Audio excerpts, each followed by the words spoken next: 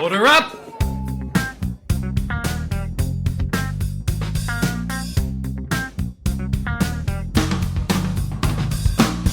Stop! Waiting tables. Hey there, guys. Hello, waiters, bartenders, dog walkers, babysitters, nannies, caterers, personal assistants, doormen, personal trainers, spin instructors, and temps. Hello, actors, writers, poets, clowns, comedians, animators, sculptors, painters, musicians, dancers, jugglers, directors, models, and ceramicists. I'm Alex Curtis, and this is Stop Waiting Tables, the podcast where I interview artists of all kinds who are finding ways to create their own success rather than waiting around for success to find them. So principally, this means a couple of things. This can be artists who are finding interesting and meaningful ways to make money alongside their creative career so they can be in it for the long haul and not burn out. Or it can be people who are producing their own work and creating their own opportunities rather than waiting around for their industry to discover them and to give them opportunities. So ultimately, the question that we're trying to solve is how can we build lives for ourselves in the arts that are rewarding on an artistic, personal, and financial level? How can we take ownership of ourselves and our work and our craft rather than hanging our entire existence on the validation of others? This is born out of a predicament that I think a lot of artists find themselves in, where we take side work that doesn't fulfill us, and we stick with it because we say to ourselves that it's just temporary, but we don't actually have any kind of an exit strategy beyond just getting lucky. So for myself, I cater, and the truth is that I don't know when I'm going to be able to stop. But I know that if I don't start figuring it out, there's a chance that I'll wake up in 10 years and still be passing hors d'oeuvres at some rich person's wedding and waiting for my big break to come, and that's not what I want. And so I'm not, just to be clear, I'm not hating on catering or waiting tables specifically. So if you like it, then do it. That's awesome. I'm actually not against that kind of work. What I'm against is spending your life in a holding pattern. So doing something that you don't care about and then watching the days and years go by waiting for something to come along and save you so that you can actually spend your time making your art and living in the way that you want to be. So how do we do it? How do we stop waiting? How do we manifest that life for ourselves, that life that we're waiting for? How do we make that happen now, or some version of it? And the truth is that I'm not really sure, but I want to figure it out. And so this podcast is the place to do that. So I interview artists and talk about how they're figuring it out. And hopefully just by talking to people, we can make the pool of possibilities bigger. See ways that people are making it work that perhaps you or I haven't thought of before. And I guess I kind of hope that we can lift each other up by sharing ideas, by pooling wisdom, and just by chipping away at this problem, this question, a little bit at a time. So that's the dream. And so that brings me to today's guest.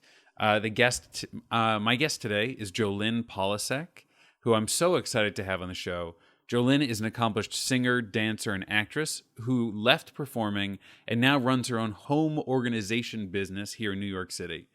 Her life as a performer is fascinating, and we really dig into that. And we get into her experience starting her own business, coming from an arts background. And I think that entrepreneurship is an underutilized approach for artists as a path to support themselves. It's something that I'm beginning to try my hand at in different ways, but it can be daunting because that's not our training. You know, where artists in business can feel separate. Like that's a skill set that we don't have. It's kind of ambiguous what's involved in it. But this is something that Jolin was able to throw herself into wholeheartedly and has been really, really successful at. Her company, Sage Organization and Design, has been featured on Martha Stewart's website, promoted by Marie Kondo, the organizational guru and best-selling author of The Life-Changing Magic of Tidying Up. And Jolin has just improved the quality of life for so many of her clients by helping them declutter, let go, and she's even worked with some cool celebrities, which I wish we could talk about, but we can't because of NDAs. Needless to say, Jolin is a badass, and I'm so happy to have her on the show. Before we jump in, I just want to give a few notes about Jolin's biography. They all come up during the interview, but I feel like just putting them up front may help later in case we reference something that isn't totally clear. So, Jolin is originally from Madison, Wisconsin. She first went to college at the University of Minnesota to study opera, or rather classical musical performance. And then after 2 years there, she transferred to Wright State in Dayton, Ohio, where she majored in musical theater. She began her professional career as an intern at Cincinnati Playhouse in the Park before becoming a resident company member at the Cincinnati Shakespeare Festival. In 2012, she moved to New York, where she has been waiting tables. And during that time, she has also founded Sage Organization Design. So I think those are the big things. So without further ado, Jolin Polasek.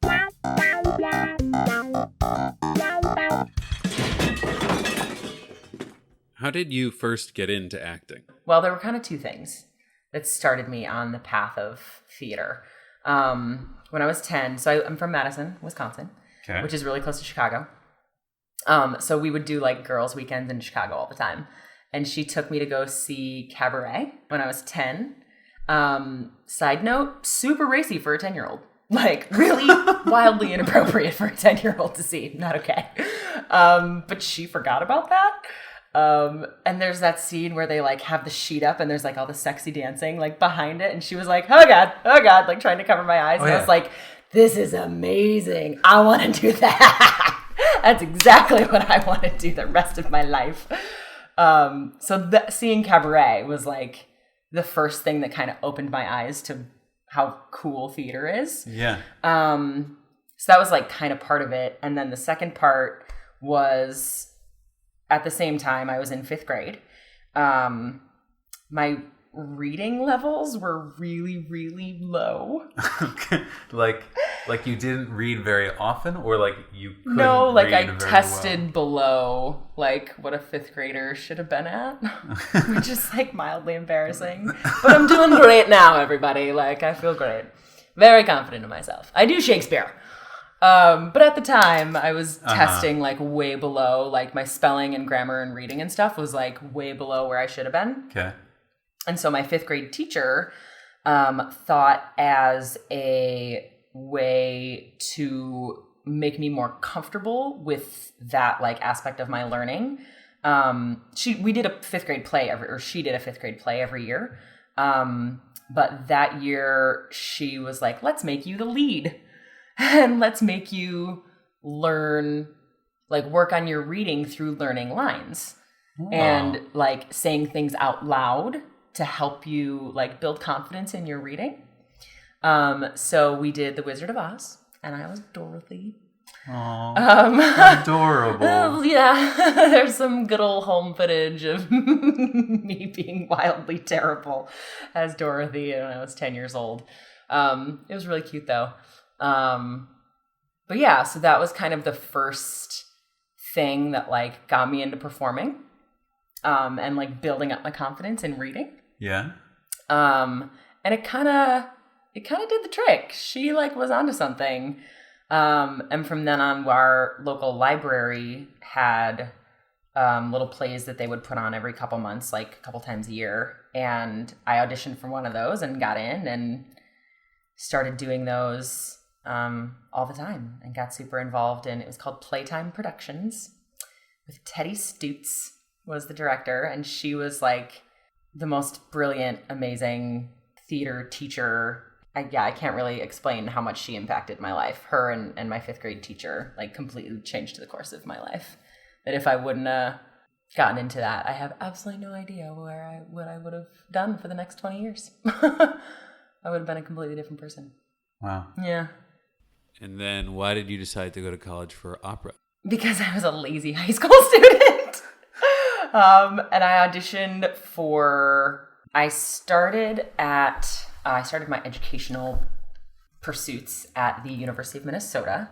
I'm pretty sure that was the only school at the time in my first round of, like, as a senior in high school, that was the only school I auditioned for. But there are musical theater programs. You could have gone to Wright State first. Yep. Well, I had never heard of Wright State. Okay. I didn't hear of Wright State until I was at the University of Minnesota my sophomore year when I was like, oh, this program isn't really for me. It doesn't really have everything that I want. And University of Minnesota does not have a musical theater department. Okay. They have the Guthrie program, which I auditioned for and didn't get into because it's insane. Okay. But I'm sure that's part of the reason that you thought to go there in the first place. It wasn't. I actually didn't even know it existed. So you just thought, I've been doing musical theater for so long, let's try opera? Yes, my senior show when I was a senior in high school was The Pirates of Penzance, which is an operetta, and I was Maybelle, and I could just sing the shit out of that. There's just crazy runs in that, and it's incredibly high, and I could really show off my vocal prowess with that, and that just happened to be the song that I used for my audition for the University of Minnesota. And they're like, she can do opera. Great. And they accepted me on the spot. And I was incredibly lazy and didn't do any research on any other programs. I knew that Wisconsin and Minnesota had reciprocity. Okay. So I could go out of state and be like, I could move away. Right, but still have in-state tuition. Still have in-state tuition. Yeah. So I was like, okay, I'm like still kind of close, but I'm far enough away that my parents can't stalk me. Good. I still can pay in-state tuition. I get to pursue music. It checked a lot of boxes. Okay. So I was like, that sounds good. But then a year and a half into it, I was like, oh crap, like I miss the acting, I miss the dancing. So there was a girl who was in the Guthrie program, who I become friends with all the actors because that was actually like my people. Yeah. And she was from Louisville, somewhere in Tennessee, somewhere in the area of Wright State. And she had gotten into Wright State. But because she got accepted into the Guthrie, obviously like the Guthrie's the Guthrie, and she went to the Guthrie program. But she had told me about Wright State and was like, if you want to do musical theater, this is like an incredible up and coming program that people like don't know about yet. And the professors are brilliant. And if you can get in there, like you need to go there. And I was like, okay. So I went and auditioned and I got in, and I auditioned at Michigan too and got waitlisted. And I was so pissed. I was like, fine, Michigan, I didn't want you anyway. So I was like, well, she spoke really highly about Wright State. So I had never seen a show.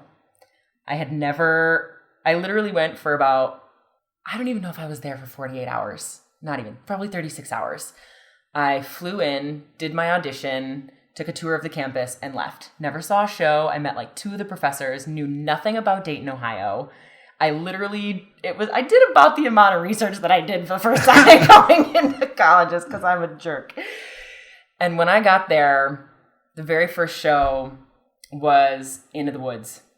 And I remember my freshman year sitting in the audience, seeing this like Broadway quality show in front of me with $10,000 sets and incredible costumes and lighting.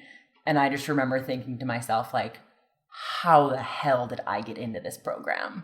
Like, it was so insanely good. And I was like, I made the right choice. Yeah. I'm so glad I didn't go to Michigan because, I mean, Michigan's a fantastic program. Obviously, like, everybody's aware of that. But it's, like, so big that, or, like, same with, like, CCM or Carnegie Mellon. Like, those schools, I feel like, might have less of a, like, personal touch. Mm-hmm. Whereas Wright State was such an intimate program. And they didn't try and make you cookie cutter. They really embraced who you were and wanted you to like pursue what you wanted to pursue. It was such a blessing that I got into that school. It changed, again, another thing that like changed the course of my life. Yeah. Because it led me to Cincinnati and working for the Cincinnati Playhouse in the Park, which led me to working for the Shakespeare Company, which is ultimately why I ended up moving to New York. And then where does Interlochen come in? Interlochen came up. It was the summer between my senior year of college, and I had been accepted into the intern program at the Cincinnati Playhouse in the Park, which was amazing. And what do they do? What's their MO? So they take 8 interns, and they basically, it's a actor training program that Playhouse in the Park basically jobs in, I would say, 95% of their actors from New York. Yeah. Every once in a while they'll hire a local, but they're pretty much a Broadway transfer house. And they have 8 interns every year. And they basically were small parts in the shows, and then we understudy all of the shows. Yeah. And we also had a showcase at the end where we came to New York to be in front of all the agents and casting directors and stuff like that.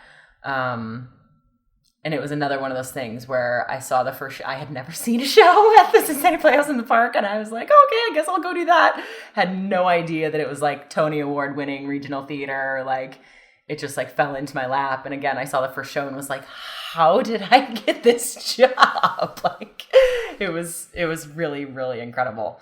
What are just a couple of the things you learned doing that? Because I find that the internship programs, some of them are hit or miss, but Totally. the people who get something out of it get so much out of it. And I think that there's a really smart way to engage. And I know that for myself, when I was in San Francisco and got those kinds of opportunities, I passed them up because I thought, like, first I was a little too on my high horse of like, I'm a professional and I should be paid and I'm not being your free intern. Anyway, that's an opportunity that I let go by, that only now talking to people like you who have done internships and actually gotten so much from them that I sort of kick myself for letting that go. Yeah. So yeah, if you can just, what was the experience? Ours what did you was take from paid. It? Oh, screw you. So there was that. Okay.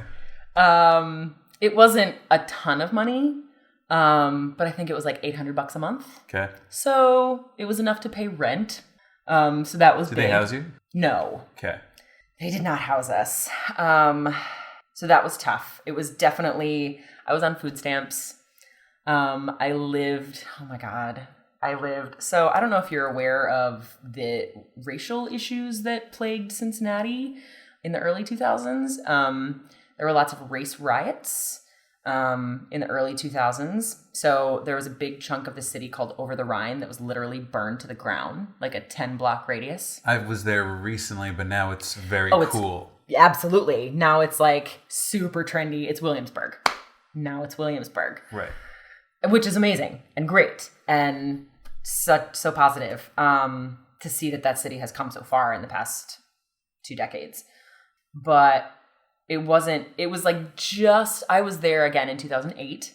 So it was about 7 years after the race riots. Okay. So it was up and coming, but there was still a lot of unsettled territory in that land, to put it nicely.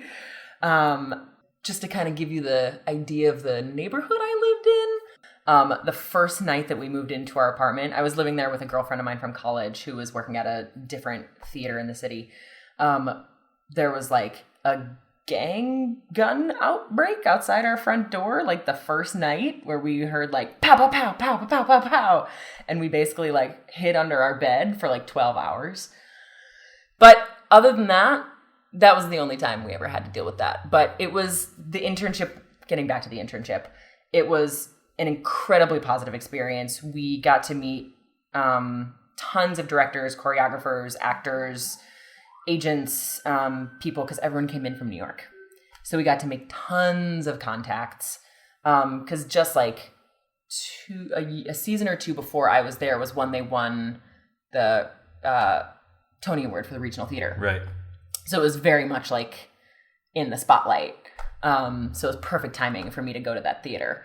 And I would say one of the biggest things I learned from that program was preparedness.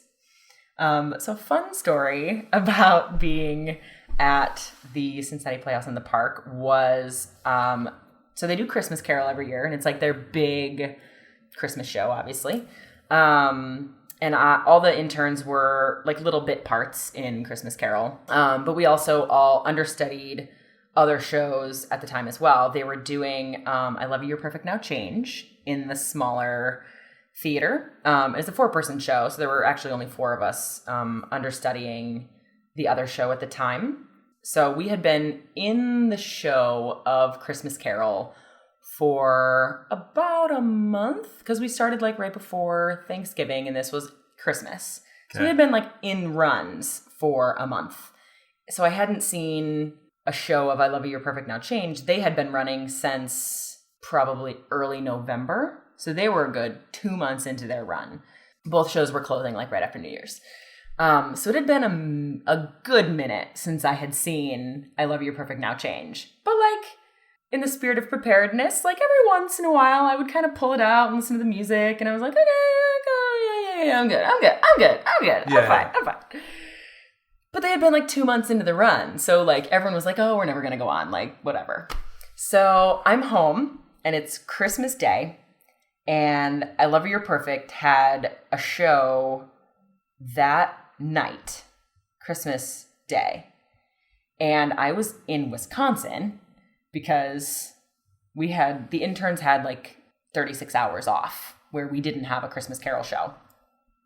So I was in Wisconsin and it was like 9 a.m. on Christmas Day. And I got a call from the stage manager that was like, hey, Jolin. I was like, hello, why are you calling me on Christmas Day? She's like, well, what do you do tonight? And I was like, hanging out with my family. What are you doing? And she was like, okay, well, we're going to need you to get on a flight because Holly, the girl that I was understudying for I Love You Perfect, she has developed like some sort of bronchitis and can't go on this evening. So we're going to need you to come back and you're going to need to go on tonight. And I was like, I'm sorry, what? I'm sorry, what? So I start freaking out. So I'm like, okay, that's great. No, I'm a professional. I can do this. I can absolutely do this. So luckily, a buddy of mine had gone on the week before. So, and he was also just coincidentally in Wisconsin. He was also from Wisconsin. So I called him. I got a flight. I was sitting at the airport, called him, and I was like, okay, run lines with me, like going over songs, going over blocking. I was like, okay, I can do this. I can do this. So, because you never know, like, as an understudy, if you're actually going to go on. Right. Like, no one ever really thinks you're going to go on, especially 2 months into the run when you have, like, a week and a half left. Yeah. You don't think you're going to go on. So I'm sitting there going over things with Jeremy, and I get on my flight. So I had a flight from Madison to Detroit to Dayton, because my car was actually in Dayton. And originally, when I had all the time in the world, I was planning on, because I got a flight for way cheaper out of Dayton instead of Cincinnati, I was planning on meeting Jeremy in Dayton, and then I was going to drive the car back to Cincinnati for the show the following day. So my car was there, so I had to fly back to Dayton and get back. This was all happening in a very compounded amount of time. So it's like, I get to Detroit at like, what time was it? The show was supposed to be at 8. I think I got to Detroit at like noon or 1. And I was supposed to be in rehearsals for like a put-in rehearsal at 5. So kind of close. Uh-huh. A little close for comfort. But I was all supposed to work out.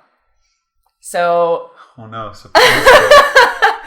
So I'm in Detroit getting my flight to Dayton, and we get all the way to Dayton, and it's like 3 at this point, which gives me plenty of time to get my car and get to Cincinnati by 5.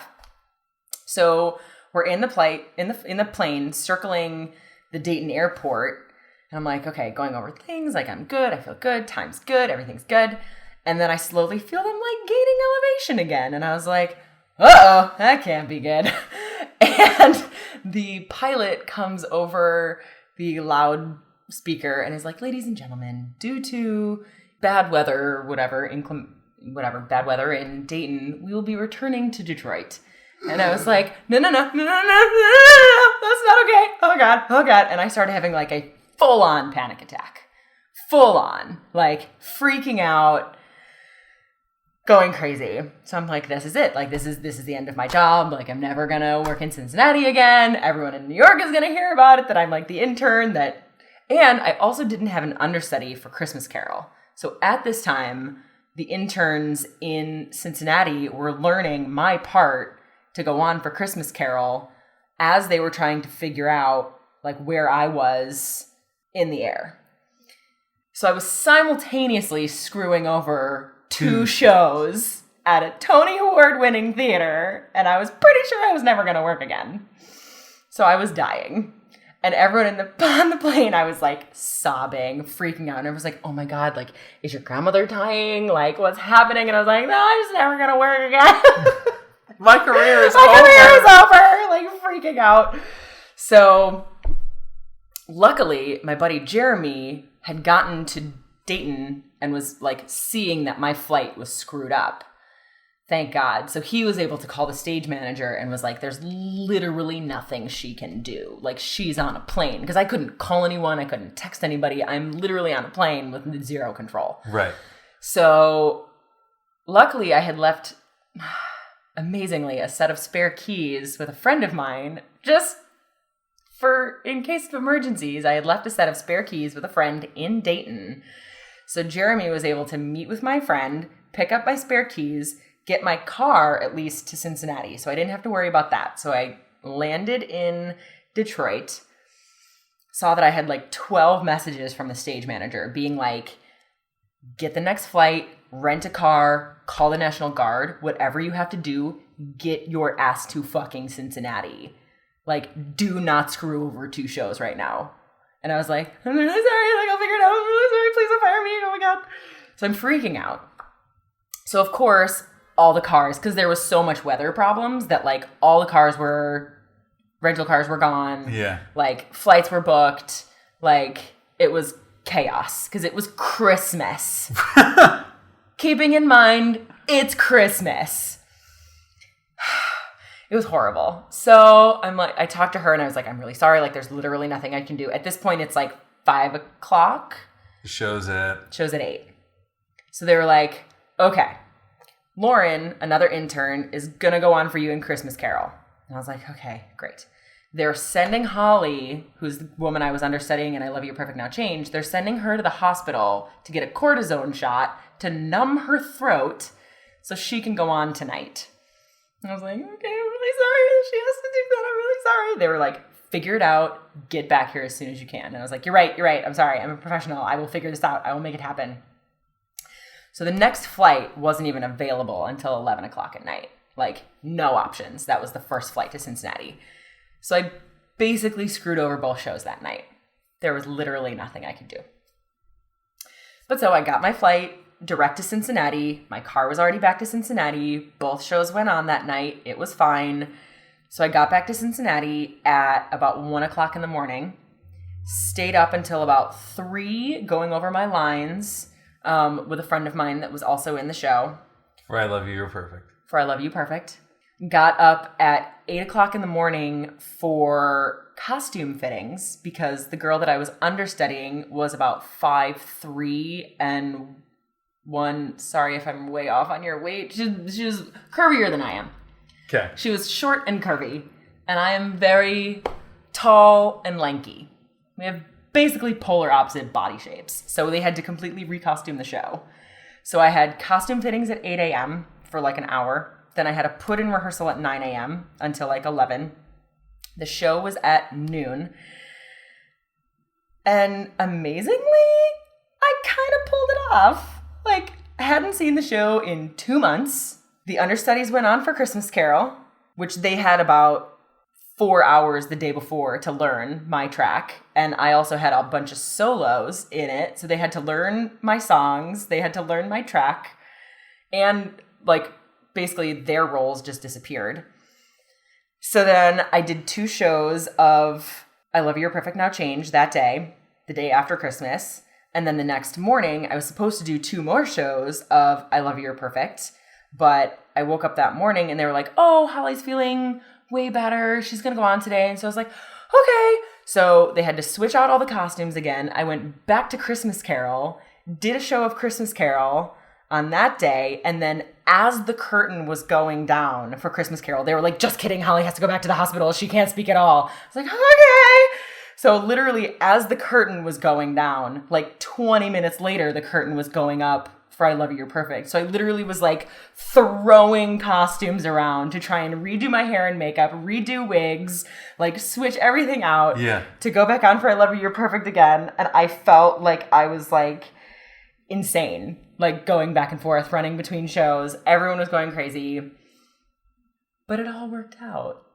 And I learned, in conclusion, I learned that being an understudy is incredibly important, and preparedness is essential, and that it can actually prove to other people that, like, it proves your worth to other people, because sometimes as an intern, we felt incredibly unseen and unimportant and, like, purposeless. And the producing artistic directors and the directors of the show and the choreographer and the music director all pulled all the interns aside afterwards, because it wasn't just me. It was all of the interns, like, having to shift around to make that process work for those 2 days. And the costumers and the quick change people, and, like, everyone had to adjust. And it just really, like, the fact that we pulled it off was really, it was an invaluable lesson of just, like, know your shit. And it was such an incredible experience to, like, get to go on and have that high. Yeah, I don't know, that was a really long story. So then, did this experience, you said that being at Cincinnati Playhouse in the Park connected you to both Interlochen and them being at in the this Shakespeare Company. Yeah, so how did that happen? Yeah, so the Cincinnati Playhouse in the Park and the Cincinnati Shakespeare Company are obviously both in Cincinnati. So the interns with the Cincinnati Playhouse in the Park, this was actually the inaugural year of doing a show in conjunction with the Shakespeare Company. So they were doing the Seagull, Chekhov's Seagull, and the intern company at the Playhouse in the Park, we were given the Nina Variations, which is basically a show that breaks down the relationship between Treplev and Nina, and it does, I think 31 different versions of, like, little, like, scenes of what their relationship could have been. And it's perfect for an intern company because you can mix and match interns, and everybody gets to play Nina, all the guys get to play the guy, and, like, it's a perfect little vignette to show off everybody. Yeah. How long is it about? I don't know. Hour and a half? Okay. Hour and a half, I think. 90 minutes? It's a full show. It's a full show. It's a full show, yeah. And so we got to go see the Seagull and work with them and sit in on their rehearsals and see how they were developing those characters, and they got to see how we were developing our characters, and really we got to do the show on the Shakespeare Company's set. So the two shows were kind of promoted in conjunction with each other. Yeah. And the producing artistic director of the Shakespeare Company saw, obviously was very involved in our production as well, because it was all done kind of as a collaborative piece together.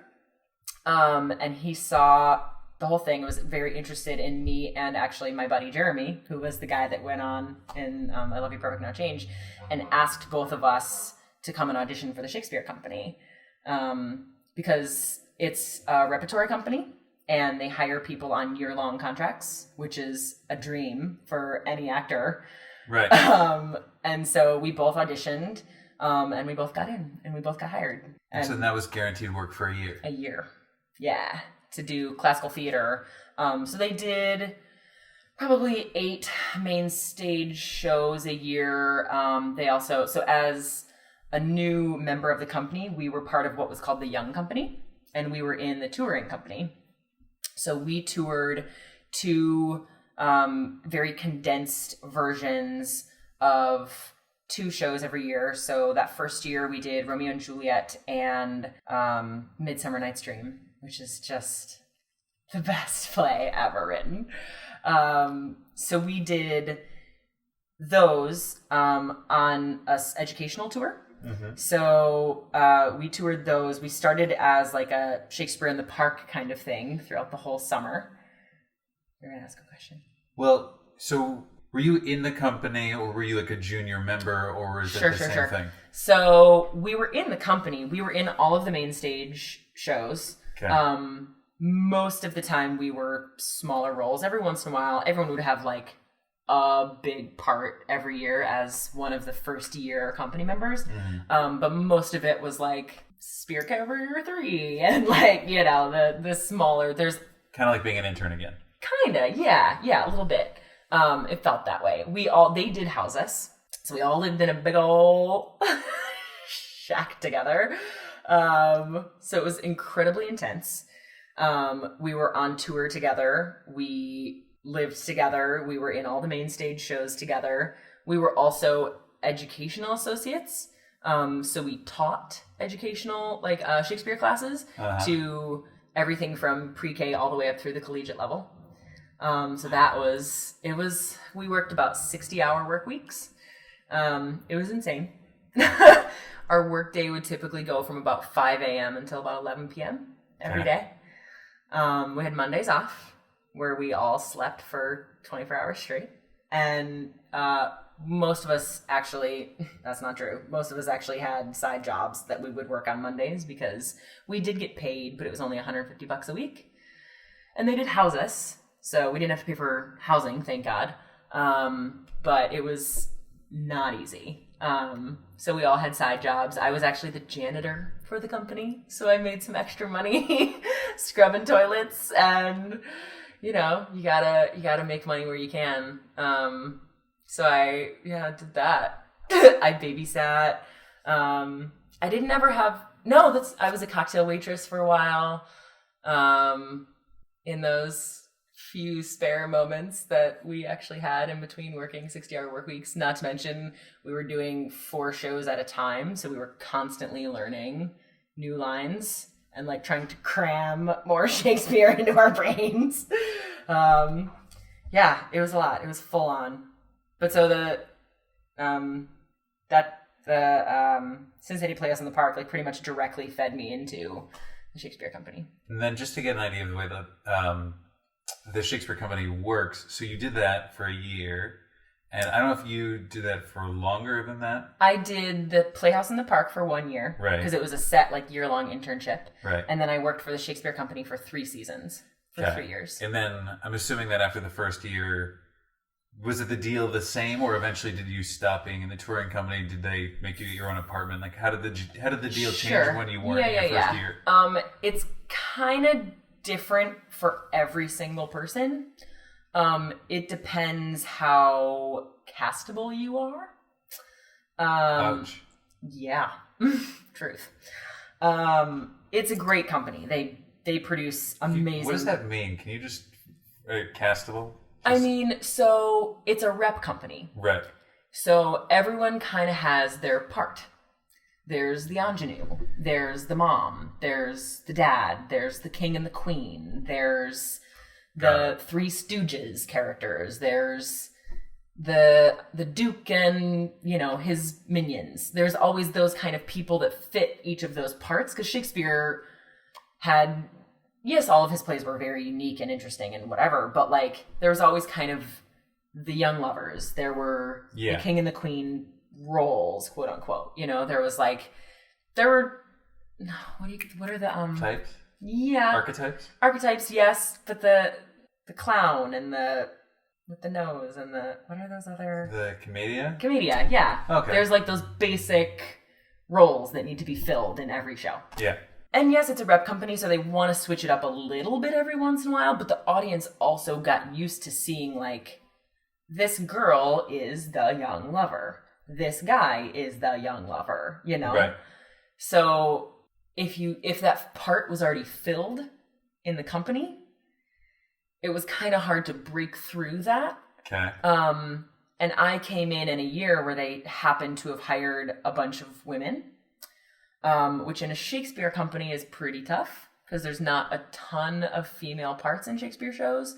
They did do tons of gender reversals, tons. So we definitely were in every show. I mean, my very first role was Mercutio on tour for 10 months. Like, it was amazing. Like, wow. what girl gets to play Mercutio on tour for 10 months? Like, it was sick. Like, that was freaking awesome.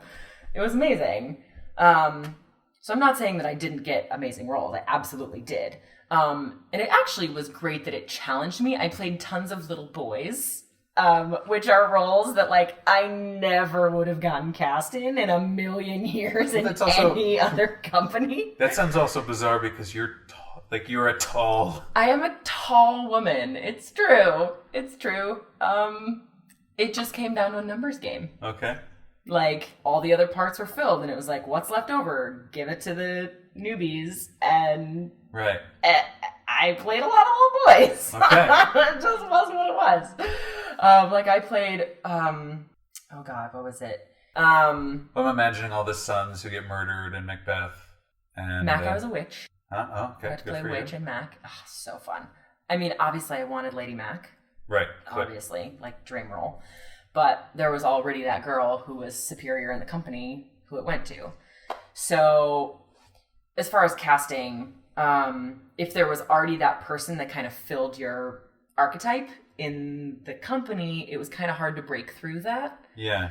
So then they would keep rehiring you sort of to have you on standby? To have me on standby, but also to fill all those tertiary characters. Okay.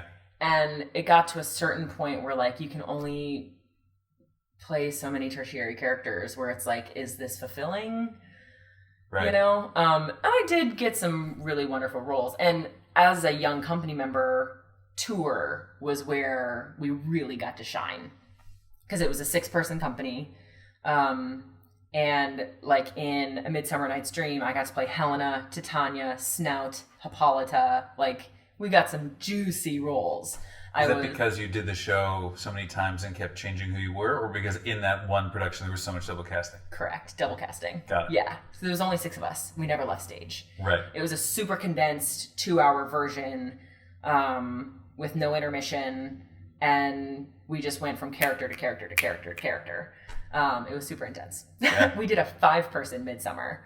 Like, we did a 6-person Caesar, where we each played like 12 characters. It was insane. It was really crazy. But it was super fun, and it was a really great challenge to force yourself to come up, to be clear. Because Shakespeare alone, keeping in mind we were doing this for kids who aren't familiar with Shakespeare. Right. So not only do we have to make the language clear, we had to make it super clear that we were playing 12 different people. So coming up with physicalizations, different mannerisms, different things with our voices. It was an incredibly awesome acting challenge. I learned a lot from being on tour with the Shakespeare Company. So we really got to shine on tour, but it was incredibly exhausting because I was also the tour manager. So I would have to go to the theater at 5 a.m., pack up the sets into a van. We would drive to the school, set everything up, do a 2-hour show. I led a Q&A after with the students, pack everything up, get back to the theater by noon, have rehearsal for our upcoming main stage show from noon to 5. We'd have a break from 5 to 6. We would have either music calls, fight calls, or costume fittings or whatever from at 6 p.m. Have a show at 7 or 7:30. It's a Shakespeare, so we'd go until 10:30 or 11. Right, okay. And then go to the bar because we were exhausted and needed a drink. And we'd get home by midnight and then get up at 4 or 5 o'clock in the morning to do it all over again. So it was really exhausting, but I learned a lot. And then why did you decide to stop performing? It's a very distinct, inciting incident during my 3rd season at the Shakespeare Company. It was I developed stage fright during. It's crazy how, like, I had been acting since I was 10, all the way back to Wizard of Oz. Yeah, 5th grade. It was literally the only thing I ever wanted to do. That's it. I never even, like, considered anything else. It was being an actor was like it was the only option.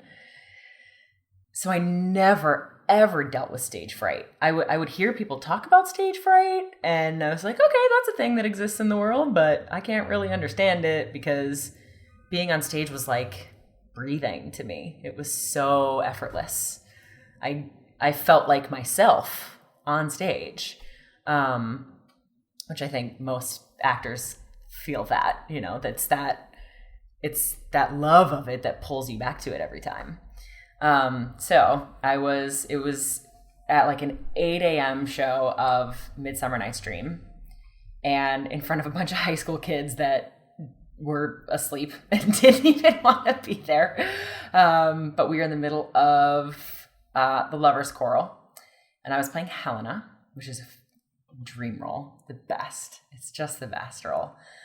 And I was 2.5 years into that show of it was in my third incarnation of the show, but I had been consistently doing that show and playing Helena for 2.5 years. So like I knew that show backwards drunk in my sleep. Like I didn't need to like run lines. Like I got it. So we're in the middle of the Lover's Quarrel, and I was Helena, and it's a very stage combat heavy scene because people are drunk by the fairies, in love with the wrong people, and there's lots of miscommunication and he said, she said, and there's lots of running around the stage and throwing punches, and it can be actually dangerous if you miss a beat because you can punch someone in the face if you're like in the wrong spot. So we're in that scene, and we were coming up to the Fine of Faith, have you no modesty, no maiden shame, no touch of bashfulness. It's like a probably 10 or 12 line little like baby monologue in the middle of the scene that I have. And we were coming up to that where we were supposed to be doing this big figure 8 kind of run around thing with some like falls and stuff like that. Mm-hmm. And I was upstage with my friend John, who was frozen upstage as a tree at that point. And he was playing Oberon and was like frozen upstage. And I was hiding behind him because he was dressed as a tree. And my friend Miranda was playing Hermia. And she could tell that something was wrong because I was not doing any of the choreography. I was literally just frozen upstage behind my buddy John. And so she was still saying her lines, but was looking at me through her eyes saying like, are you okay? Like, even though like her words were still Shakespeare. Yeah. But we were communicating through our eyes. And I looked at John and was like, John, what is my next line? And he's like, I don't know, dude. And I was like, John, what is my next line? Like, it completely was gone. I didn't remember what character I was playing. I didn't remember what scene I was in, what show I was in, like nothing. Zero. I had nothing. And he was like, I don't know. It's something about a puppet. And it was that 12-line monologue that the last word of the monologue was puppet. Yeah. So she finishes up her line and kind of looks to me and is like, are you going to do something? Like, doesn't know if I'm going to be able to say anything. And I like push him aside and run down stage center, not where I'm supposed to go, and just went, puppet! And scream puppet at the top of my lungs. And the 5 other people in the show break character and just do like a slow burn to me. And they're like, what the fuck? Like, what is Jolin doing right now? And it was as if someone had taken the show, like the disc of the show, out of my head, thrown it across the theater and like smashed it. Like I pretty much like kind of blacked out. Like I don't really remember what happened after that. I kind of remember her like continuing to speak, but I literally just was standing downstage center looking like I had no idea what was going on, feeling completely naked. And I mean, everybody messes up lines. That's part of being an actor. Right. We're all human. You build that trust with your scene partners that you throw a ball and someone's going to catch it and they're going to throw it back to you and you're going to catch it.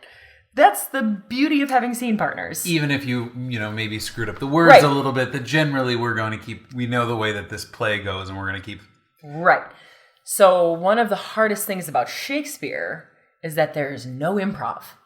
Like, you can't just make up a line and get to the next line. It was as if someone had pressed stop on the song. Yeah. In my head. I had no words. No one ever pressed play again. And so for the entire rest of the play of that day, I don't really remember getting through it. I kind of was blacked out for the next hour. But somehow the play happened. The play still? happened. I Really? said words. I got through it. I don't really remember it.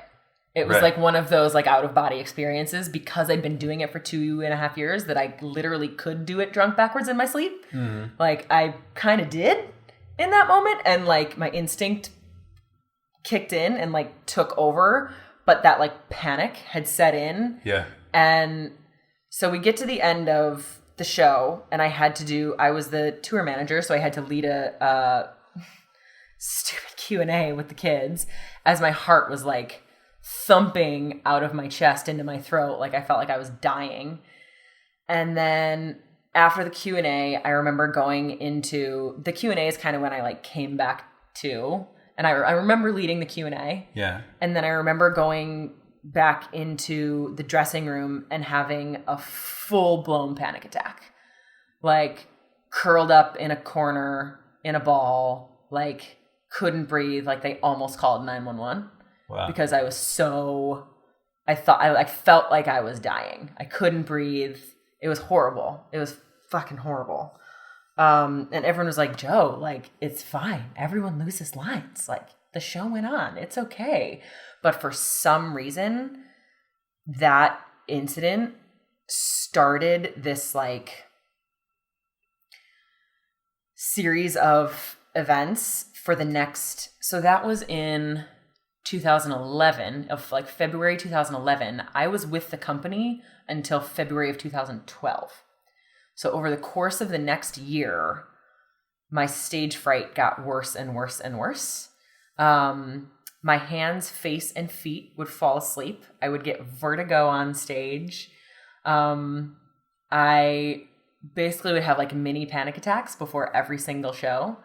I would obsessively run my lines to the point where, for main stage productions, I would stand in my entrance place for a scene, and I would pace back and forth and go over my lines for a scene. And if I didn't get through the lines before my entrance, I just wouldn't go on stage.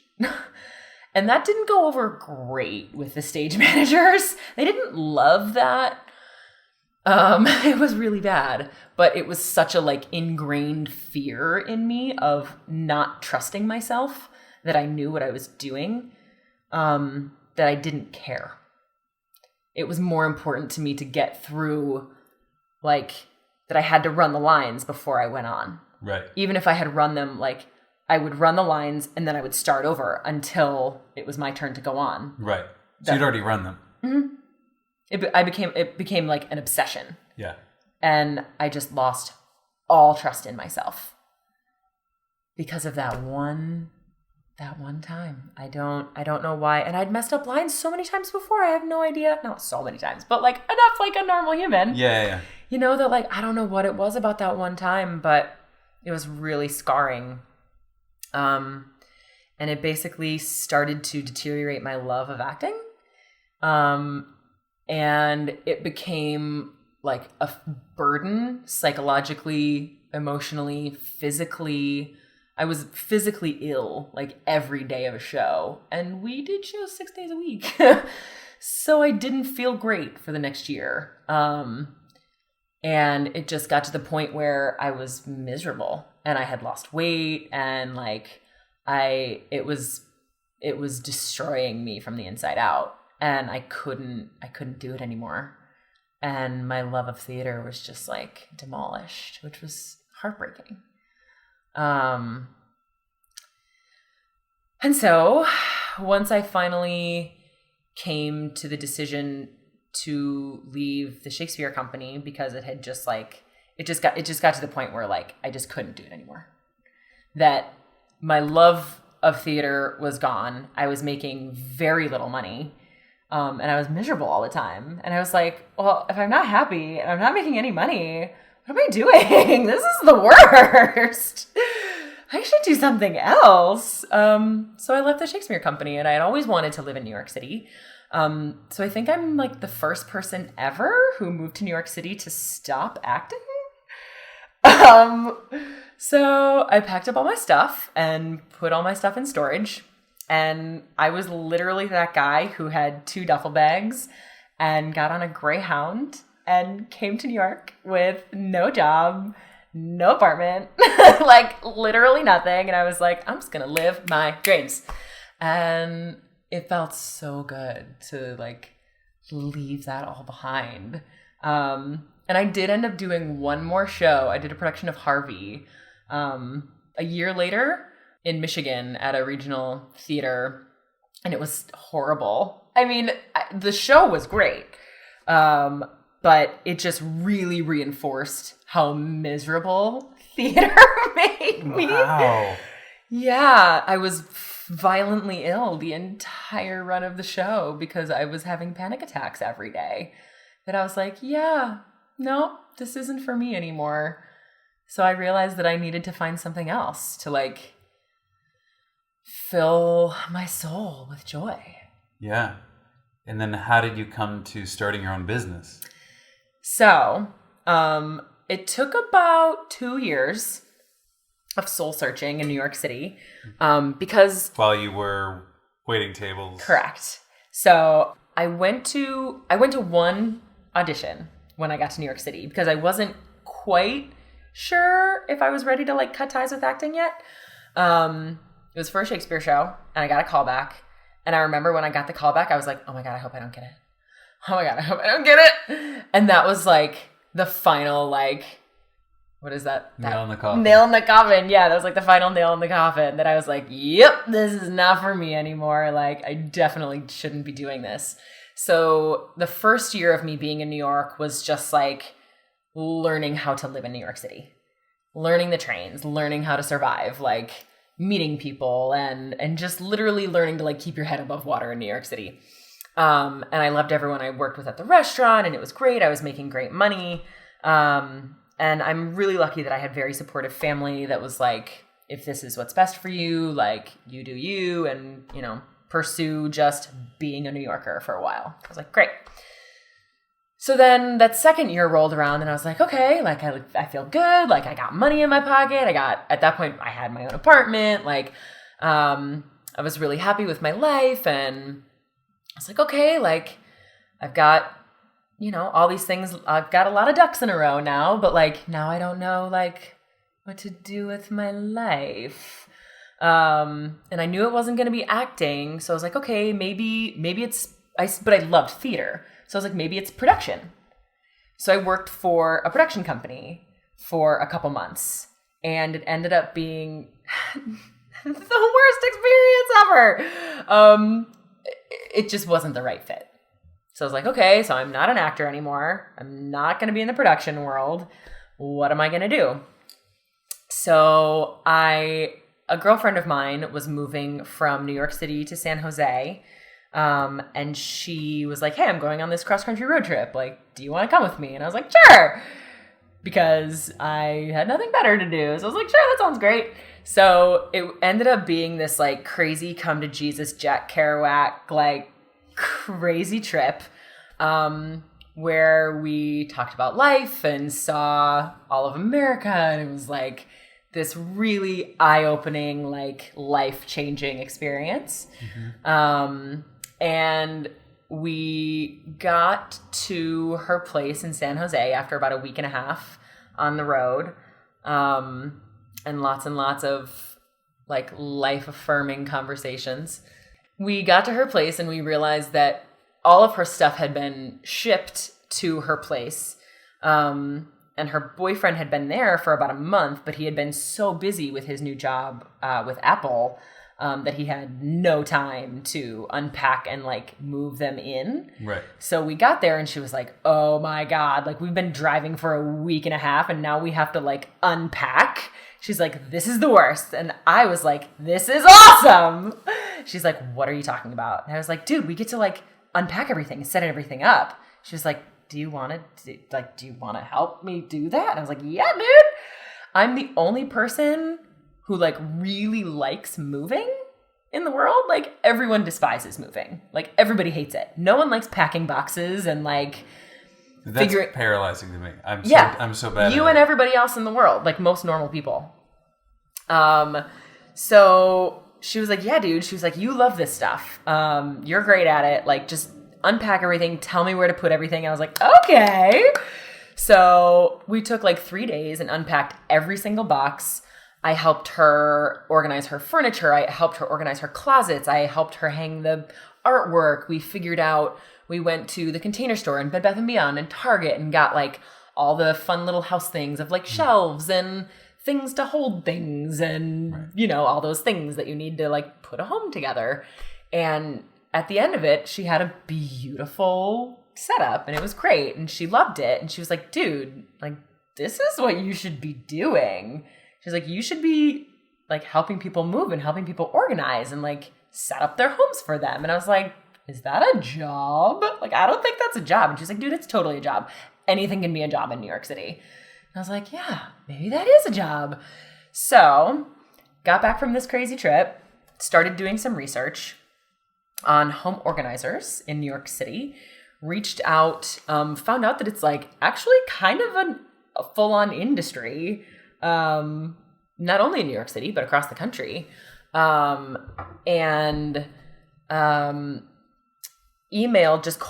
cold emailed a bunch of different companies, heard back from 3, which I was like, that's a pretty good percentage. Like when I emailed 30 companies, get 10% to reach back. I was like, okay. Talked to all 3 of them, but 2 of them actually said that they would love. I basically said like, hey, I'm interested in this industry. I'd love to take you out for lunch or coffee and like pick your brain about the industry and see how you got into it and see if you have any like words of wisdom or advice or anything for someone who's like considering getting into the industry. Right. And 2 of them agreed to meet with me. One of them took me to a NAPO meeting, which is stands for the National Association of Professional Organizers. That's a thing.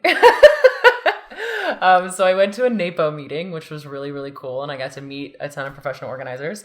And then the other one was a girl that she was like, yeah, let's just go out for coffee and like we can chat and I can tell you how I got into it. And I was like, yeah, that's awesome. She's my age. Like she was super cool. She'd had her own company at that point for already 7 years. So it was very well established. And apparently the industry has like been a thing for a minute. Like I was like, okay, that's like it's her full-time job. I was like, that's amazing. So we met for coffee on the Upper West Side. And she talked. And at the end of like 3 hours, she ended up offering me a job. And I was like, this is amazing. Like I had no intention of hitting her up for work like that. I wasn't even sure if this was like what I wanted to do. I knew it was something I was interested in and wanted to learn more about. But I didn't really know 100% if it was like totally right. But I knew that I needed something other than the restaurant. And I also knew that this was a skill set that was like ingrained in me and I was really good at, and a lot of people weren't really good at. And I was like, I should capitalize on that. And it's also something that I loved. And I was going through that loss of something that I had loved so deeply for so long, that I was looking for that next great love, as it were, of whatever that next career thing was going to be. And I'm that type of person that like gets off on like a perfectly organized drawer, or like, I just love efficiency and like not wasting time. So when you can look through your closet and see everything and know exactly where that sweater is, and you don't have to think about what the outfit is to put together, you know exactly where everything is. And like you can get to like your fabulous night out way faster than having to like search through all your crap and get stressed out about searching through all your stuff. And then you're like stressed going to your night. And like, I hate that. So I knew that like I was really good at creating that system for myself and for my friends and stuff that I had helped organize in the past and helped move. So when she offered me the job, I was like, well, God, it's just another thing that like fell in my lap so easily that I was like, well, I can't not take her up on it. So I started working for her, and I started working for her like 3 years ago. And I worked for her for about a year. And she took me on so many job sites. It was so incredible to learn from her. It was a company called Appleshine. Her name's Amelia Mina. She's brilliant, and I love her. And she was an incredible mentor to me, teaching me about the industry and about the products she uses and about how she gets in touch with clients and how she just runs her business, which I had zero experience in doing. So it was great. I learned so much from her. And it came about at the end of that first year that I was kind of realizing like, not that I had learned all that I could learn, but that I was kind of ready to like give it a whirl on my own. And just knowing that like I had learned so much from her, but was ready to cultivate my own approach in working with clients. Yeah, so I just kind of made the decision that having one, I knew that I was really good at this industry. Also having a role model in my mom who was a strong independent business owner, and was such a great influence on me and is so positive and so strong in her entrepreneurship, that I was like, okay, like I can do that. Right. Let's do that. So I found my market, and I knew that I wanted to be my own boss because I love the freedom that being your own boss can give you. I didn't know getting into it how much work it was going to be, but it's been such an incredibly positive experience because I love the work. And I'm passionate about it, and it's every single part of it, every element of it, whether it's learning about marketing or advertising or client outreach or the balancing my books and like stuff like that I had no idea, like anything diving into it, that I was like, oh, I'm not only the CEO, I'm like I have all the other hats on too. Yeah. You know? You're the account. You're the everything. Yep. You're the marketing director. I'm that. And so, what were some of the resources that you found the most helpful in learning that? What were some of the tools that just helped you get started? Were those books? Was it websites? Was it just Googling things over and over and over again? I Googled so many things. I mean, a lot of it was reaching out to other people in the industry that I wanted to pursue, and just hoping that they would give me advice, and a lot did. And so that's even after that first coffee, then you continued to ask questions. Yeah. Can I ask what that would look like? Would that be a cold email? Would that be a phone call? A lot were most just like, some of them were just like on Instagram, like little tips here and there. Like, like one person who was an organizer told me about this app called Thumbtack, that I was like, how do you get your clients? And they told me about Thumbtack, which is an amazing app for small, like basically business owners who are individuals who provide not all in-home services, but like plumbers or yoga teachers or home designers or home organizers or just a person that gives haircuts, like random little individual things where they don't have brick and mortars. Where people, like the general public, can reach out to people on Thumbtack, and the Thumbtack pros can bid on those jobs. Right. So that was one of the things that was like one of the most incredible tips that someone gave me, because I've been able to get my name out there and reach tons of new clientele because of Thumbtack. Or like just on Instagram, I had a girl get in touch with me who saw my Instagram post, who is in marketing. And she was like, oh, let's do a services exchange. So she's not an organizer, but she's in marketing. I organized for her, and she's helping me with my marketing stuff. So it's incredible how social media is such a vast platform to reach people in this day and age. Yeah. And Marie Kondo likes your things. Oh my God, yes. Oh my God, yes. She reposted 3 of my posts on Instagram, and she's like this crazy world-renowned organizer, which a ton of people haven't heard of, but millions of people have. And she's like world-renowned, and she's on the New York Times bestseller list, and she's like really kind of famous. There's an episode of High Maintenance, great show on HBO, where like the plot for an episode revolves hugely around like Marie's book. I didn't even know that. Oh yeah, go. I have to look into that. Also, just watch High Maintenance. It's such a good show. But yeah, so she found me on Instagram and reposted a bunch of my stuff, and people have found me because of her. So it's incredible, just the network that social media provides. That it's, I mean, a lot of times, no, people won't reach back, but every once in a while they do. And it's incredible the resources that you can get just being brave and putting yourself out there and asking questions. Yeah. So I was going to ask this question later, but what's something you're working on now? Like, what's something that feels like a work in progress? So my marketing is a big thing. I'm completely revamping my website right now. So I've had 3 photo shoots so far, because a big thing that this marketing consultant has told me that like my website's great, but she's like, you can tell that all your photography is stock photography. Okay. And it feels a little, like not, she said that the thing that's amazing about Sage organization and design is you. It's your impact on people and your personal, the way you relate to people and the way you help people through the process of the letting go of things. Yeah, which is something that we haven't even talked about, but it sounds like there's a huge part of this that is sort of psychological. Mm-hmm. Yeah.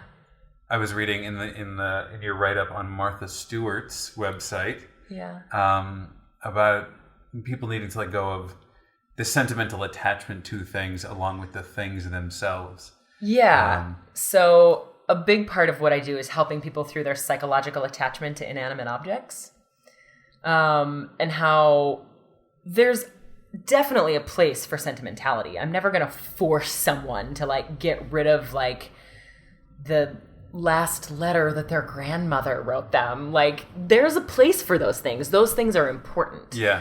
But it's going through your things to figure out what those things are and letting go of the things that are filling your space with clutter, and are clouding your ability to really cherish those things that you do love. Because so many people hold on to so much random stuff out of just obligation because they were given to you by someone that you're like, oh God, like Auntie Tilly gave me this thing and I like have to hold on to it because Auntie Tilly will know if I like get rid of this thing. Or it was just like, oh, I've had this since college and it fits the bill and like it's not the worst, so I don't need anything better. And like, but you don't love it. Like, right. It just happens to be there. And so I kind of help people through the process of like figuring out what things people really love. Yeah. And this is Marie Kondo's whole philosophy, is filling your space with things that bring you joy. Yeah, that part fucked me up. I'm not gonna lie. Well, because you're supposed to touch everything and then decide whether or not it brings you joy. And so much of that I feel is like depending on my mood that day. That's fair. And so I might not be pleased by this today, throw it out, and then tomorrow really wish I had my box set of Indiana Jones movies because now I want to watch them. You know? Or, do you even own a VHS? Oh, no, but I have the box set on DVD. I've got 2 drawers of DVDs, and if I hired you, maybe you'd tell me to get rid of them. But my T-shirts. There's so many T-shirts where it's wearable, it works. So it might not thrill me, but it might not thrill me today. But then tomorrow, when I want to wear that pair of jeans with that shirt, and I want that shirt to be there, then it will bring me joy. But today, it's just another thing that I didn't want to wear today. And but you might be able to acknowledge in that moment that there's potential for that thing to bring you joy, or you loved that thing at one point. Maybe like my purple V-neck T-shirt. Like I've never had extraordinary attachments to, but I'm sure that if it was gone, there would be a day where you're like damn, I really want that T-shirt. Yeah, we could swap it out for another one, but short of getting a bunch of money to swap out the wardrobe. Working through that process is figuring out those things that are definite. I've only been holding on to this out of convenience. Right. That you're like, why have I been holding on to this? I definitely don't need this in my life. I haven't worn this in 3 years. Right. I just happen to be holding on to it because I haven't gotten rid of it. That's what I help people, the actual just crap. Right. I help people get rid of that stuff. But I'm never going to force someone to get rid of something. I feel like people are always scared to have organizers because they're like, oh my God, they're going to make me get rid of my Indiana Jones box set. If you think that thing might bring you joy, I'm not going to force you to get rid of it. I might help you figure out a way to digitize it and make it take up less space in your life. But that's that's a second step. Right, I understand. But yeah, it's helping people weed through the things that are definitely just creating that physical clutter that leads to psychological clutter and emotional clutter. Because there's so much stuff that you can literally drown in physical things that make you feel overwhelmed psychologically. And getting rid of that excess in your life, I feel literally helps you breathe easier in a space. Right. And is a stress relieving agent. What is the dream for what this business will look like when when it's all set up? What will the business look like? What will your life look like as the business owner? And what percentage of the way there are you now? The dream. I would love to, the big dream?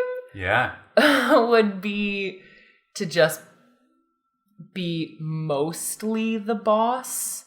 And have I've never really wanted a corporation. It's never really, because I like the intimacy of what I do. Yeah. So I would love to have maybe 2 or 3 organizers working for me or with me. Mm-hmm. So I could be a little more choosy about the projects that I want to work on. I've loved all my clients. They've all been amazing. I've been really, really lucky. So at that point, how many hours a week? How much of your time would this take? Part of the beauty of being a small business owner is the fact that you get to create your own schedule. I also have family all over the world, so I love traveling and I love going to see new places with my family. Mm-hmm. So travel is a big part of my life. And it's something I'm really passionate about.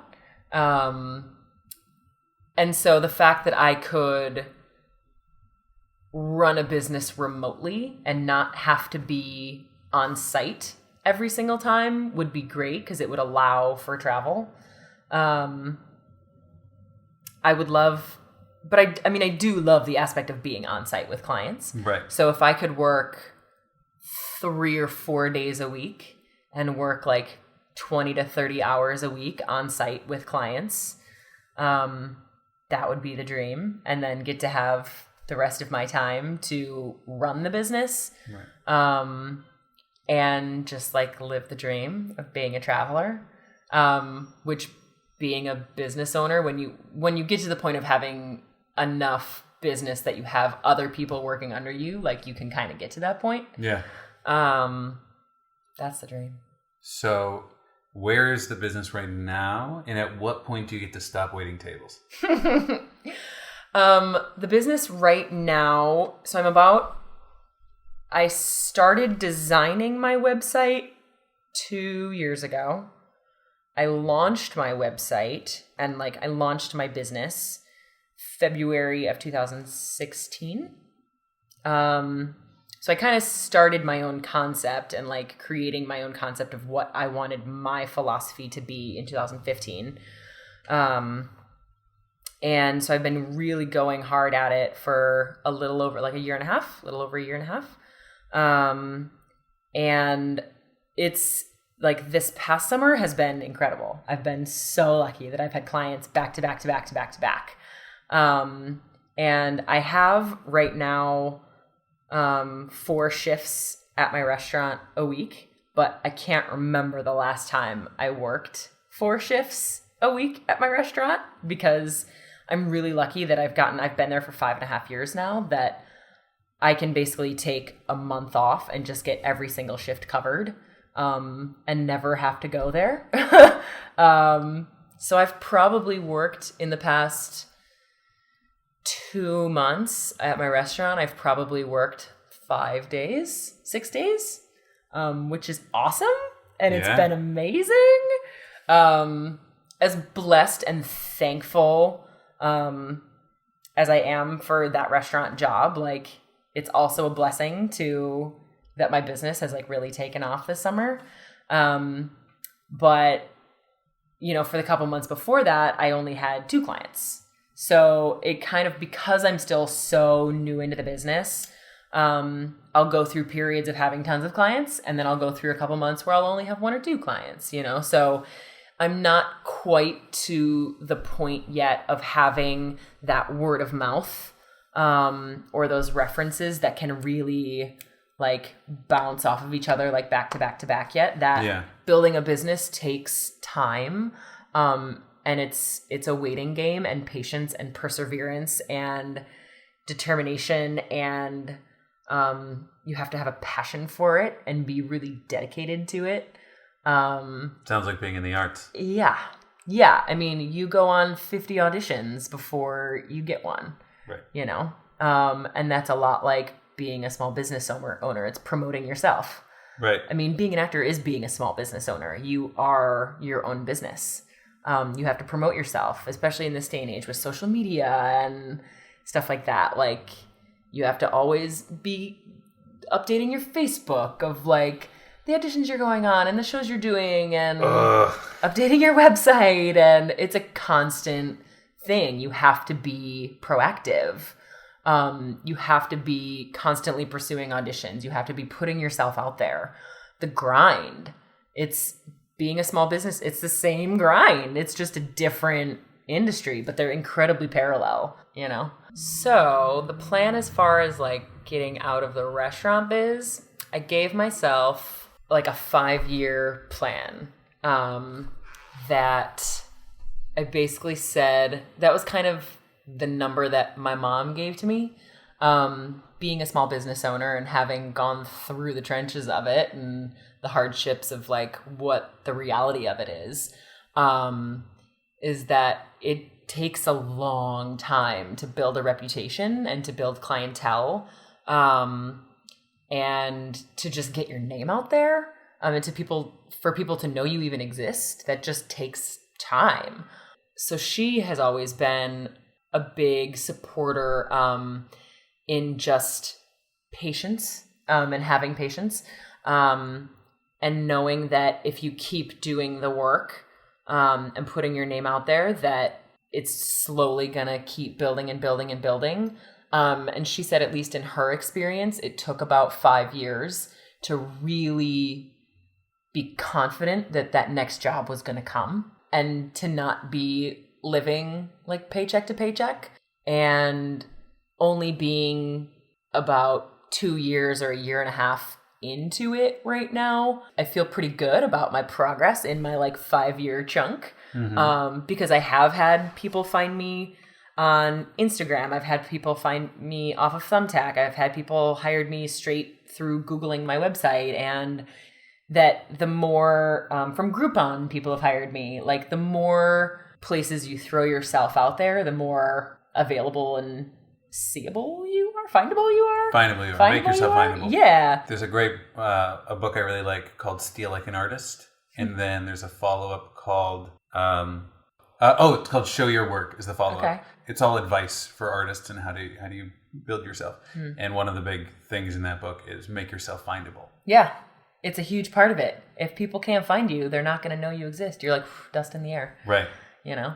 So she's really given me a lot of permission to not be scared that like it hasn't, like I haven't had my big break yet, you know, because like you have to just persevere. If you're really looking to create something of your own, right, it takes time.